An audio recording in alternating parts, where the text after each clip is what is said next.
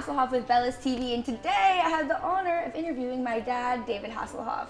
Dad! My dad, David Hasselhoff. I know. Is that weird? Funny. It's so weird. Yes. I know. You look very nice, Dad. Thank you. Thank you. I love your outfit. Very spiffy today. Thank you. So, I know you just got home and you're back from Europe and you're just traveling all over the world doing everything. You're quite the entertainer, of course. So, I wanted to ask you, how did you first, I never actually really asked you this, how did you first get into acting? I saw a play called Rumpelstiltskin when I was about 7 years old, and said to my mom, I want to do that. And so the first show that I kind of auditioned for and got in was Peter Pan. And it was in Atlanta, Georgia. And I played a lost boy. And the character that I played was called Nibs. And the theme of Peter Pan is in that you want to fly, and you won't grow up, you don't want to go to school, but you want to fly. And I just fell in love with the theater. I fell in love with the stage. I felt at home on stage, and I'm still doing Peter Pan. I'm 62 now, I'm still doing Peter Pan. I'm playing Captain Hook. But I love it because I see the kids in the show, especially in the UK, and I see those kids in me. Mm-hmm. And cool story is that I walked in for the first panto. They call them a panto, which is a traditional form of theater in the UK I had at Christmas time. Yeah. And all the little kids were wearing their name titles, and it said Lost Boys. I said, what are you guys? They're Lost Boys. And I looked down and it said Nibs. You're like, and I said, you're Nibs. That was me, you know. So wow. it's I got hooked at a young age, and I think it's a great place for other children to start realizing their dreams, because you can act out, you can be whatever you want, and you can find out who you are by acting out different parts. And you can also get rid of your energy, your aggression, be happy, cry. It's magical. It's amazing after every show is over how the kids just bawl like little kids. Yeah, because I think they know they have to go back to school. Like, I don't want to do this anymore. Yeah. So how old were you when you first started on? 7. 7 years old. Yeah. And then how did you get into singing? I got into singing because I wouldn't stop singing. I just kept, Davy, Davy. Is that why I the sing? King of the Wild Frontier. I wouldn't stop singing. I would Yeah. just sing in supermarkets. I sang. I know you do. And it was like, and my mother sang, and your mother, your grandmother, and she sang a lot. Mm-hmm. And she turned to me one time and she said, you got it. And I said, what? She said, you got talent. I think you could be a star. And I said, thanks, Mom, because that's what I want to do. And she goes, I know, now I have to take you to every singing and acting class ever. So she did. She drove me everywhere, and she made my costumes. She got me in every possible show she could. She even produced shows in our basement. So it was a real kind of a family affair. Dad, as you know, was an incredibly outgoing person who treated everyone with amazing respect. He always laughed at everything, everything, made a joke of everything. That's, I think, why I'm still here and why my dad, just passed away at 89, but he had a fantastic life. And he went out with a laugh. Yeah. I mean, he has to be buried with his watch. Yeah. And we said, Dad, why? Because I want to know what time it is. I mean, that's funny. Yeah. He went out with love and passion and said, I'm going to go see Dolores. So it's cool.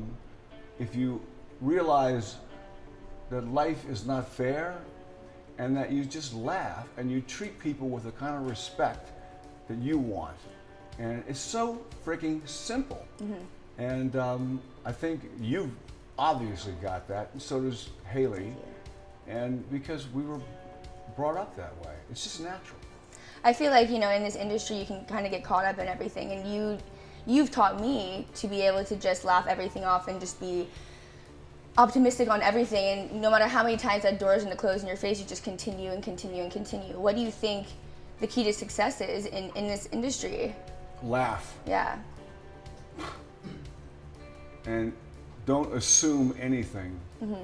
Don't assume that anybody is going to give you a part because you're the best person for that part. There's always some other reason. Don't assume anything. Don't trust anybody. It's actually a cutthroat, terribly difficult business, because at the end of the rainbow is a big pot of gold, and everybody wants that gold, you know? And gold to me is work. Gold to me is not money. Gold to me is stepping on that stage.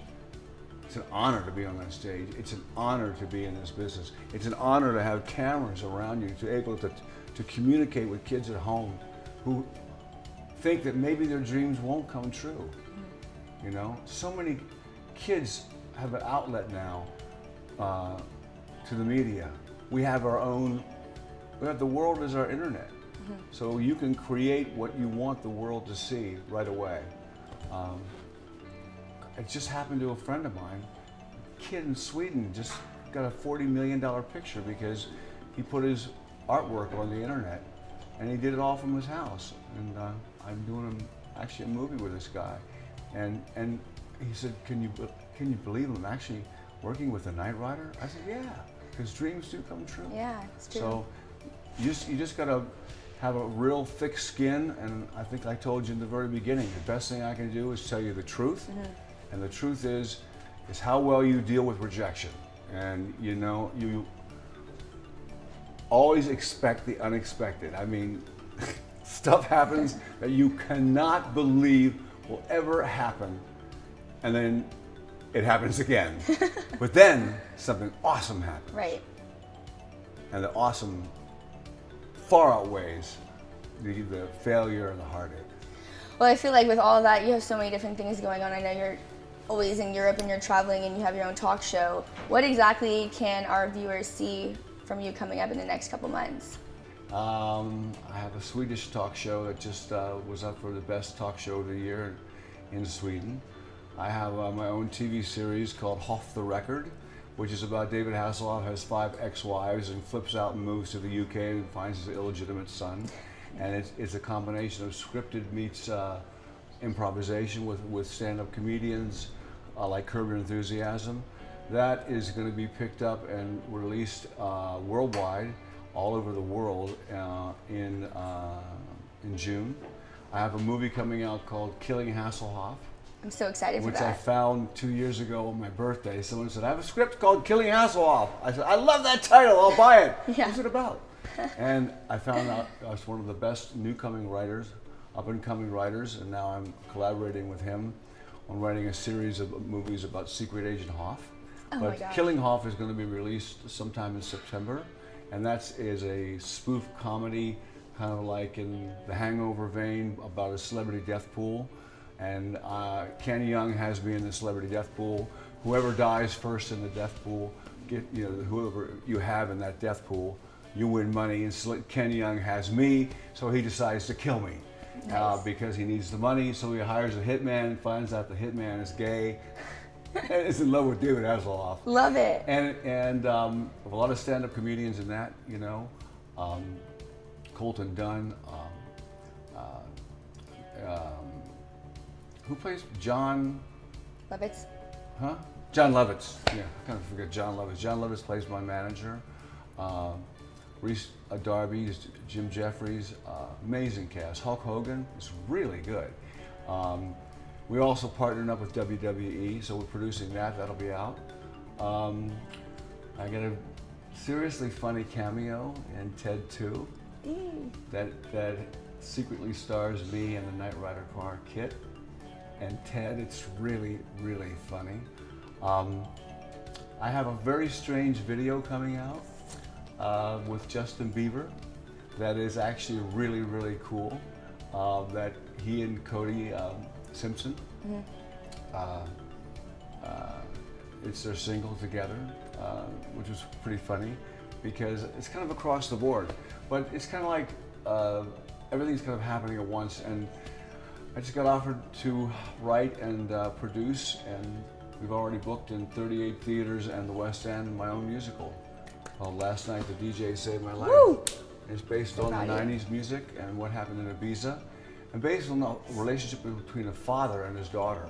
And so I've got, it's kind of all happening at once, and I'm up for the challenge. Well, that's the Hasselhoff way. And we're opening up a villa in Bali. and next year a place called Basque. It's paradise. It's 7 dive spots on the island.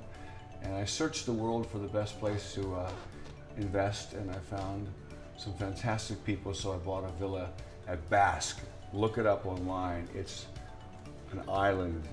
No cars are allowed on it. You can walk around the whole island. It's just paradise, and there's 7 dive spots on the island. I can't wait. I have to go. Yeah. Well, thank you, Dad, for coming. And you know, with Bellas Magazine, we're all about beauty, and we like to ask everyone, what do you think defines beauty in the world?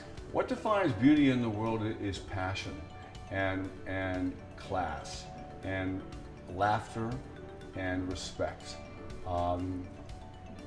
You know, I find women I find women beautiful, the ones that don't worry so much about being beautiful, but they worry about just laughing and about listening and about respect and have a sense of class. You know, and I like women, and I like beauty in people that are confident. You know, so many people are self-conscious. You know, and they're just not. They don't believe in themselves. You know, and they should. Yeah. I mean, and that's what happens with a lot of celebrities. It's like people think that they're stuck up or they're really jerks, but they're not. They're just insecure. Yeah. And it's so funny because they have the whole world. They got millions of dollars, this whole world, but they're insecure as a person. You know, I find beauty in people who are not insecure. Also, I think it's a good idea to work out, and I think it's also a real good idea to eat right and drink right. You know, and it plays a big part in your life. It really does.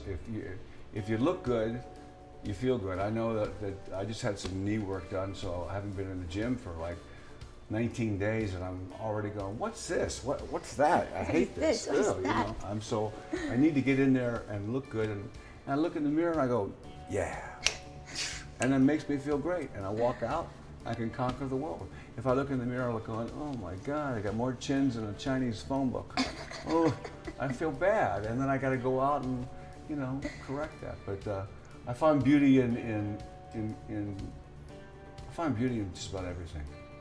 I know you do.